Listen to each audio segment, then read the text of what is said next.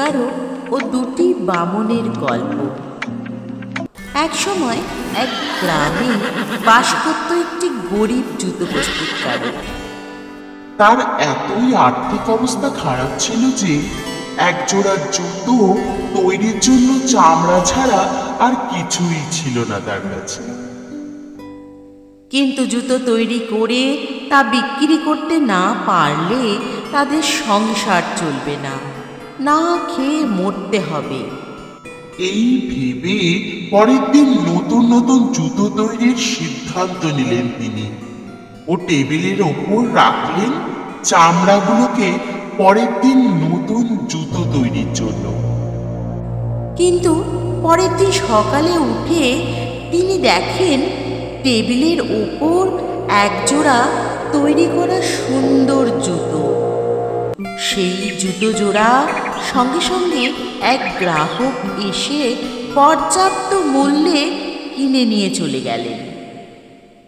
তারপর পরের দিন তিনি দুটি জোড়া জুতো তৈরির জন্য চামড়া কিনে এনে রেখেছিলেন।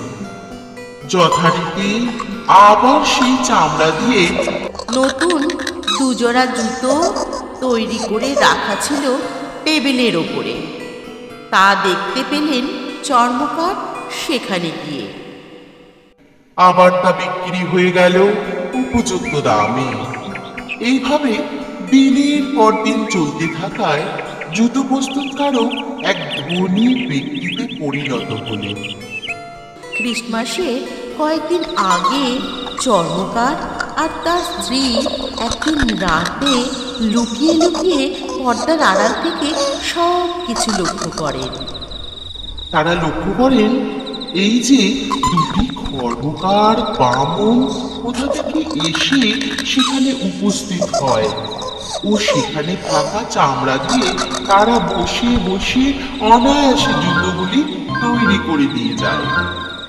তাই দেখে তার স্ত্রী আনন্দে ও মায়ায় তাদের জন্য শীতের পোশাক তৈরি করে রেখে দেন সেই টেবিলের ওপরে। যখন বামন দুটি টেবিলের ওপরে উষ্ণ পোশাকগুলি দেখতে পেল, তারা আনন্দে নাচতে থাকলো আর উধাও হয়ে গেল নিমেষের মধ্যে। সেই যে গেল তারা কোনো দিন আর ফিরে আসেনি সেখানে। তারপর থেকে জুতো প্রস্তুতকারক ও তার স্ত্রী সেখানে সুখে স্বাচ্ছন্দ্যে বসবাস করতে থাকে।